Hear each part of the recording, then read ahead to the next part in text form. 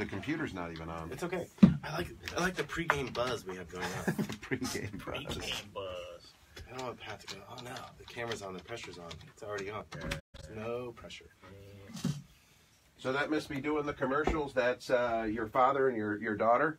Yes. Okay, that's what I figured. That's what I figured. Those the commercials you hear with the I'm going to Florida. Yeah, we thought that was appropriate. And, no, we used it a couple years ago or last year. So last year. It's funny. When I heard it last year or maybe the year before, I heard those and I thought, okay, that must be because I've met you before when you come in with Marty, and I thought that's got to be Pat's daughter and Pat's dad.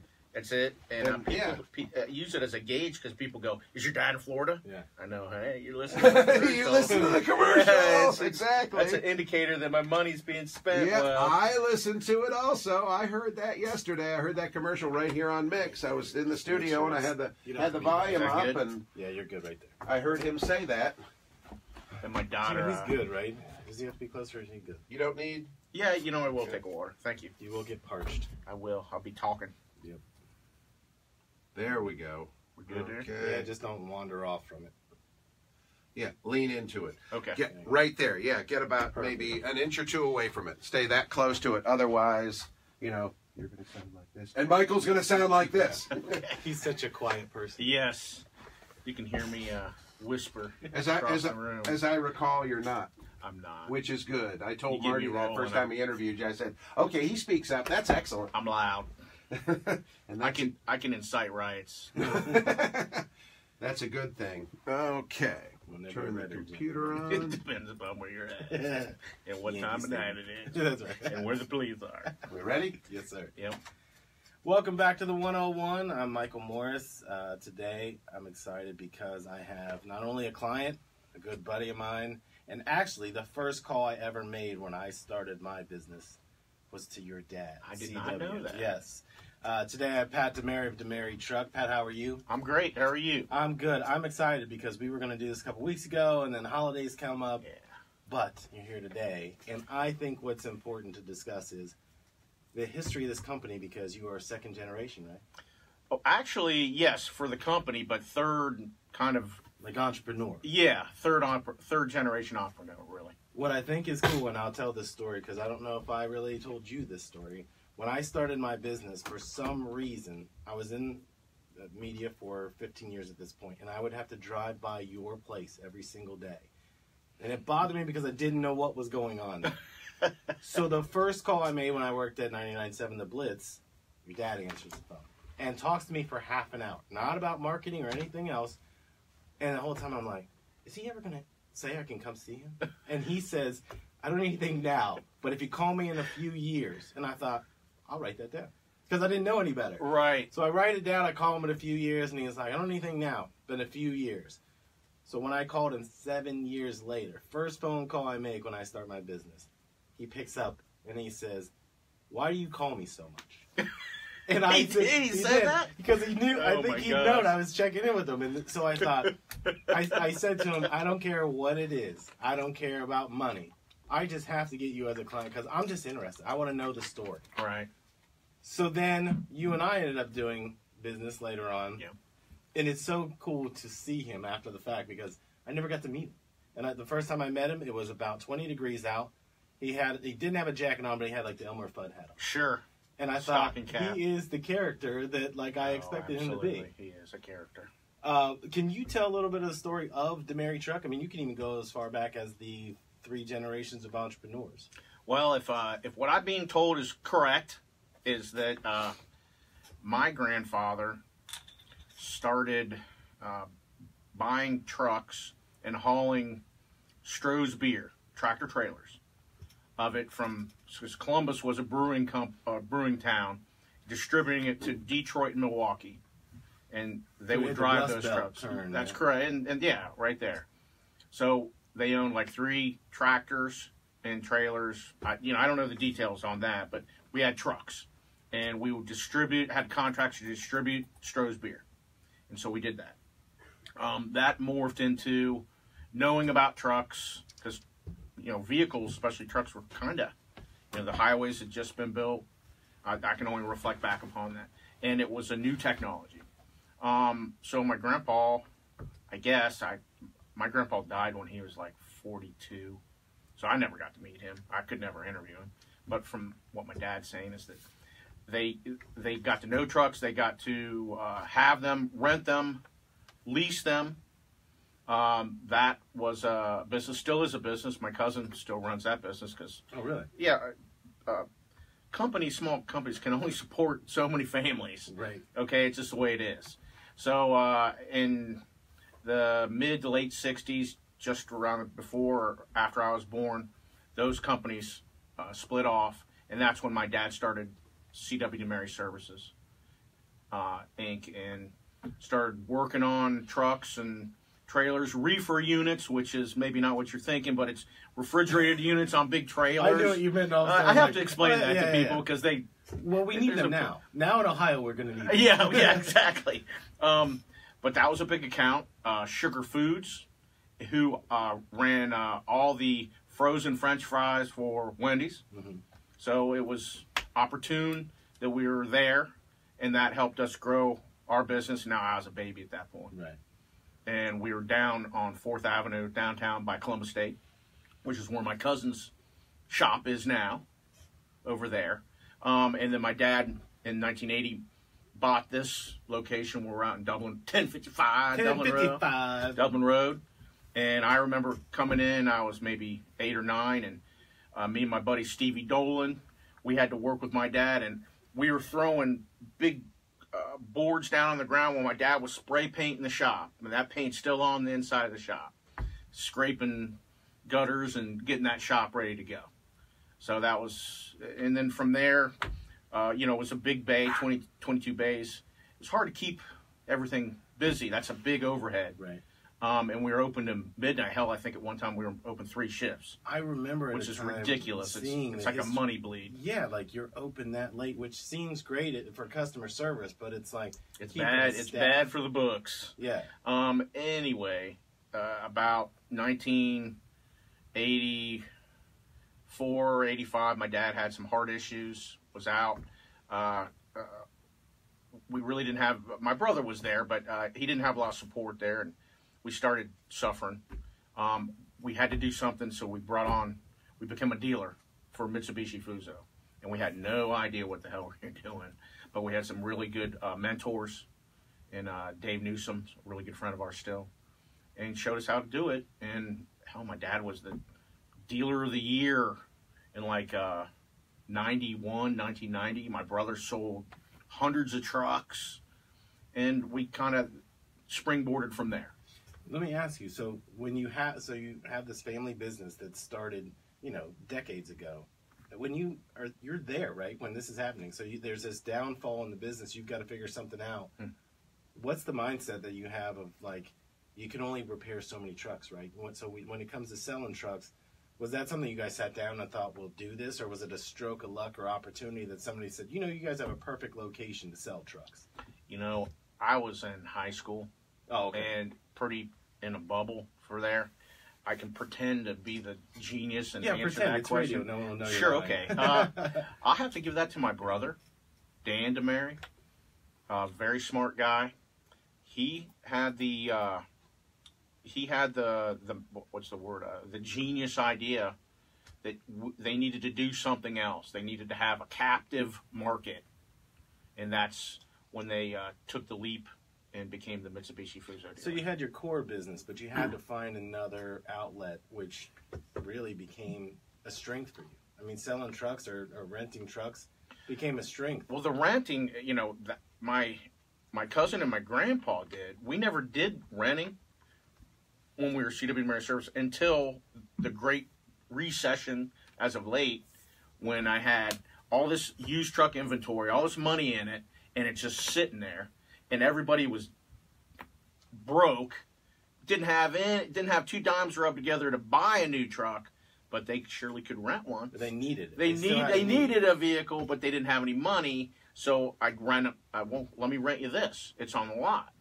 I've got this money, and it kind of pulled us out of there. Right. And it evolved into that. Not that I'm any, writer or Penske or anything, but it helped me survive that. But that's the thing about entrepreneurs is that people have to always, it's not, you can't get so rigid in your path. You always have to look for the thing that might make you more revenue or the thing that help you survive. I mean, I know that's correct. We've talked about when the whole emissions thing happened. And I don't know how many, there might be a lot of people listening that don't know this. It was hard for you to get vehicles to sell or rent because of, there was a tsunami first and then the emission standards, they changed all of that. And I remember you and I having a lot of conversations where I was sweating on the other end because I'm like, how do I get this guy a truck? Like, we can run commercials, but if we don't have a truck to sell, you're going to have a lot of upset customers. Yeah, well, manufacturers, for this decade, and diesel trucks particularly, even today, there is a paradigm going on.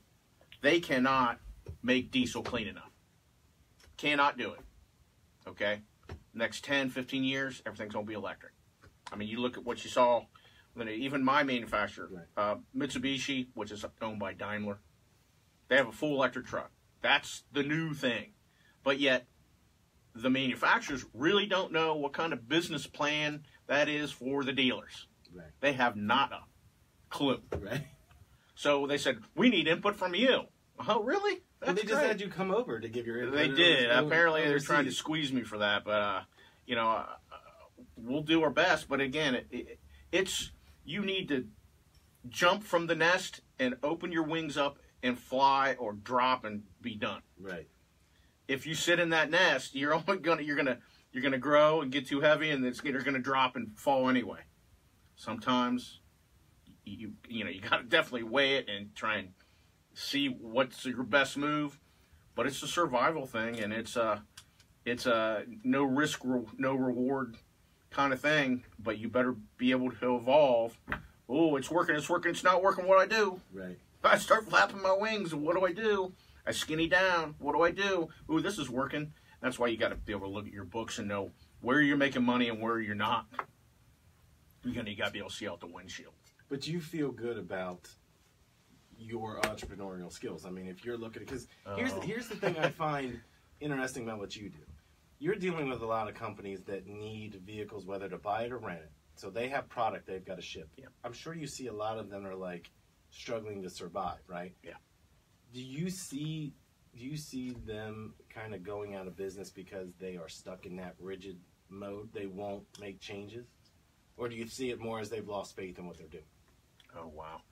I know that's a very loaded question. It is. And I guess my best thing comes to mind is, and this is why I advertise, is there's a book called Who Stole My Cheese? Yeah. Okay? And it's all about that. You're going to lose 10% of your customers. Mostly, it's not even your fault. Now, some of it's going to be your fault because you had a bad day and you didn't behave properly, or you didn't handle the situation properly. You're human. That switch on one day. Yeah, that's right. Time. But there's things, people are going to go out of business. But then there always seems to be someone else going into business. And if they don't know about you, then you ain't going to get a shot at that. Right. They got to know about you. Right. And that's where you come in, buddy. Well, yeah, it's not me. I think it has a lot more to do with the people that are voicing the commercial and your service. Wow. It's a formula. Part of your formula, though, it's family owned, right? And it's family run. We talked about this, I think, a couple months ago. How hard is it when somebody from the outside says, "I know what's wrong with your business. Or I know what I can do to affect your business," right? But it does sting, and you don't want to hear it. Do you take it not personally, but it depends upon the mood I'm in. Well, if it's 15 minutes before lunch. Right. I'm going to tell you how I feel about it, and you ain't going to like it. You're going to get 14 minutes. I'm hangry, but I need to, stepping back and looking at it from 10,000 feet, you need somebody from the outside occasionally to give you that perspective because you're so involved in what you're doing and looking at it. I think that's in every business. But it takes some guts and some, biting your tongue to hear it. And then you got to sleep on it, and then you're not so mad, and then you have a couple dreams, and you go, oh, he might have a good point there. Maybe I should do this. Right. That's if that answers your question. Yeah, well, a lot of times the people that are listening to this and they have a small business, like, we want them to understand it's okay to get frustrated. In your situation, I know there's frustrations you have, not just with, sometimes it could be an employee or, people are sick, they didn't show up, like you've had to cover for people before, but it's more the outside factor. It is, if you aren't willing to be open to listening to somebody, they may be wrong, or you may have tried it, but you have to be open to that, no matter, I mean, but there is a certain point you take such pride in what you're doing every day, because that is like your child. I always say my business is like my child, and if you say my kid is ugly, I'm going to get blown up. Yeah. But if you say, you know what, maybe it just needs a haircut, I can deal with that a little bit better, right? I agree. So as far as where we are today, things have, the ship has been righted. You have, the recession here and there, but we're on an uptick in the economy. Yeah. Business-wise right now, you're talking about electric trucks, right? So the advantage you have is you're one of the first ones to get them, right? From what my manufacturer is telling me, I've had one, the prototype in my shop. I've had customers drive it. I've driven it. So it's real. It's not just talk. Right. And I've seen them when I went to Japan. I saw one coming off the production line with the rest of their Asian production. From huge diesel trucks to small little tuk-tuks to this electric truck. So it's happening. It's real. It's going to take some time, and this whole electric truck thing, it's going to happen because there's just very, very, very, very low emissions footprint, and there's going to be a combination of alternative fuels as well. But the thing is it's not what we're used to in terms of the back end. Well, the okay. Service part. Service, parts. How do we make money at this? And we asked that question, I went across it, to the manufacturer, and they're like, Right. And I'm like, what? But it is a paradigm. But are you excited about that? I know there's frustration of the learning curve, but if you're the first in your class, or let's say first in this area, you're the guinea pig. There's got to be some kind of pride behind the fact that they are giving it to you to figure out, because you're going to set the mold for the other dealers across the country. Yeah, there is a sense of pride. There's also a sense of fear, and it's I've been a guinea pig before, and it comes with a lot of stress. Right, wheel polishing to be one of those. Oh, things. One of those things, yes, and that's maybe not the best stuff, but if I've read and heard even as a young guy that any entrepreneur, like the guy from McDonald's, was it Kosh, Walmart, they went out of business a couple times before they got it right. Right. I don't want to go out of business. I don't want to file bankruptcy. But the fact is that rarely do you just have your first idea and it's the best one and boom. You're going to have some bad ideas. Yeah. But that's also how you learn. Right. And hopefully you can survive. I want to take a break right now because we're up against the commercials here. But when we come back, we have more with Pat DeMary. Ray Kroc and Sam Walton. Yeah. So Ray Kroc bought things from the McDonald brothers, and then I didn't know he... Did you see that movie? Oh, that movie was... That was I didn't awesome. see the movie, but I saw a documentary about it on History Channel like 15 years ago. See the movie. Oh, okay. It's really good because what's the Keaton? I want Keaton to. is awesome in that movie. And Ray Kroc did. He didn't have huge success right away. But the brilliant thing about him was. But he kept after it. And he found the angle, and the angle and was what real worked, estate. Yeah. Right. And that right there, that kind of shit. And then Sam Walton from Walmart. Yep. That's the same thing we do. I want to own more time than anybody else, right? If we own the time, that's how we all benefit. But I didn't realize when he did that. I was like, oh yeah, real estate. That's how he did it. Yeah, that's brilliant. It is brilliant. People pay their mortgage, and if they don't, you own the building. You put somebody else. To this day, it still holds true. Like UDF right here. Somebody else in there. Like on the corner, they still own all their properties, and that's the thing. Yeah, it's owning that real estate. That's huge. In New York City, I got to meet one of my Long Island Italian buddies, and he's a dealer in Long Island. And he said the real estate value in downtown Manhattan and Brooklyn is going crazy, and it's all about going up. Because these guys will sell. They got a little corner market, because they can't expand this way. But Yeah, they can go high. But they don't realize the sky rights. So they sell their property for a couple million, and they think, okay, that's all I'm getting. But the sky rights, they can go so far up. I mean, it's just you got to be aware of what these developers are going to do. It's pretty brilliant because somebody had to come up with that. Someone had to figure out, we can hang a sign on the top of this thing. Like, if you're in Manhattan, think how big those buildings are. Oh, my God. Those big advertisements, like when you see something, I forget what the thing is in the middle of the downtown, but they have that dasher board that keeps changing. So it's Coke, and then it's the Justice League or whatever it is. Like the stuff in Times Square. It's a couple $1 million every month. And you got all this foot traffic and all this bus traffic and all these cars going and by. Not one person has to say, well, I bought a Coke because I saw it on that. That's not how it works. No. If you don't, Pepsi will buy it. That's right. And these buildings, when I was in Japan, and obviously I'm not a big city kind of guy, but the hotel we stayed in was nice. But we had to go up 60 floors, and only about 10 floors after 60 floors was the hotel. Above it was a whole nother thing. A bunch of offices or something? Yeah, I mean, it's the monetization, what do they call it? Monetizing, monetizing of that space. real estate. My brother's office is like that. He works in the General Motors building in Manhattan. It's on the southwest corner of Central Park, right across the way from the Plaza Hotel. And they've only got like 5 floors. Yeah. Here's the 5 or 6 floors. Weil Gottschall and Manges. He's an attorney, he's partner, tax attorney, but they've got, and the rest of them are other offices. He told me his building got sold. This is like 6 years ago. He said it got sold for a record amount. That record has since been broken for buildings sold in Manhattan. Yeah, in Manhattan. You're right. Yeah, it's going crazy. He tells me about that. It's booming like crazy. And no, your daughter's not ugly. She gets her good looks not from you, but from her mother. Well, that's of course. when you mentioned that during the show, somebody calls my kid ugly. Yeah. All right, let's wrap this up. When we come back, I'm going to say, hey, how can people contact you? And then we'll get right back into it. It'll go quick. About 9.5 more minutes. All right, Jimmy, whenever you're ready. Here we go.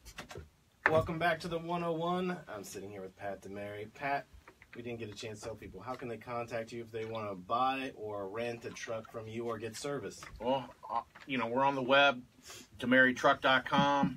Phone line 614-486-9603. We're on Facebook. Just look up DeMary Truck. Or we're at 1055 Dublin Road, Columbus, Ohio. We're Grandview Avenue and Route 33 Dublin Road. You can't miss it. You can't miss it. Yeah, look for the truck with a big billboard of Dr. Buzz on there. That is correct. Which is another thing, another revenue source, another idea that good idea you had come up with. Oh, that you came up with. Well, together we did. But that's another avenue where we're always trying to find a different way to generate revenue. And again, you have basically a mobile billboard, right? And for that truck, if no one rents it, that's the best thing ever. It's right under that Grandview Avenue billboard where it's rotating. You get a lot of traffic going through but this one's sitting still. It's not rotating anything. No, 8 to 10 seconds. Right there. And if it is, it's damaged. Yeah. I want to talk about the future of where you see your business going because it is a family-owned business. Yeah. And you have a son and a daughter, and your wife works there. She does now, yeah. So, being family-owned, where do you see that going in the future? I don't know that my kids want to go into this. My son, he's now almost 19 in just a few days, and he's going to school to be an electrical engineer, and he's doing real well. Very smart in terms of math, and really likes to build circuits and stuff. And I think that's a great thing. I don't think you can ever rule it out. That not when you have electric trucks. Oh, exactly. Yeah. I mean, it's interesting that it's kind of tangibly evolved in that manner. Yeah, exactly. He may not want to go into turning a wrench, but at some point, actually, that's what he wants. He wants to fix robots, But on the factory line, you know, but, you know, you never know where that's where you want to go. And then where you end up in 10, 20, 30, 40 years from now, right. You don't know. He may want to take it over, but that's 10, 20 years down the line when I'm of the age where... Let's just say over 40. We're not sure, age, over sure, 40. Man, you know. But my daughter, she mentioned that, but she's only 12 right now, and she may or may not. But the kids do see now that my wife's in the business, and even before she was really in the business, she was always kind of part of it, doing something, and we always discuss it. And like last night, we had to say, okay, let's shut the business window, right, and let's just have some dinner. Does that get difficult working? Because it does, yeah. Technically, she's an employee, so if you can't treat her special. Let me just give you a hug and all that. You can't be like Matt Lauer. You can't get yourself in trouble doing that. But if I'm looking at it, it's got to be harder because you're going home with that person. So if you didn't answer that email or you didn't sign off on these documents, you're going home with it. I wonder if she brings it home. Don't look at me in that tone. Yes, and my dad warned me because my mom ran the place. I have to be aware. And if you have employees, you have to be aware of how you're projecting yourself and how are you being sensitive enough or are you not? You know, are you having a bad day? You know, man, I'm sorry. Yeah, you just have that one window that kind of separates you from where she was sitting. Yeah, it works out well. Believe me, I'm glad she's with me because she's my rock. If I'm really loaded up, I tell her about it. Now she has the context and the experience that I'm having to know, and then she can help me better, and she does. Before bringing her on, do you still love doing it? You still love coming in every day? I do, because it's what I do. What you mentioned before, what I didn't get a chance to say. It's your identity. Mm-hmm. And then your name's on the business, my name's on the business. My dad, his name is the business. I mean, it's technically C.W. DeMary Services, ain't right. DBA DeMary Truck. Right. He is, he's almost 80. He'll be 80 in January. And he comes in. He's 13 years old. Oh, my God. He comes in, he test drives trucks. He's got a CDL license. If he's not test driving trucks for us, he's up on the roof of the shop trying to fix the leaks that float from one high point to another. He just keeps moving. And he's tried to retire before.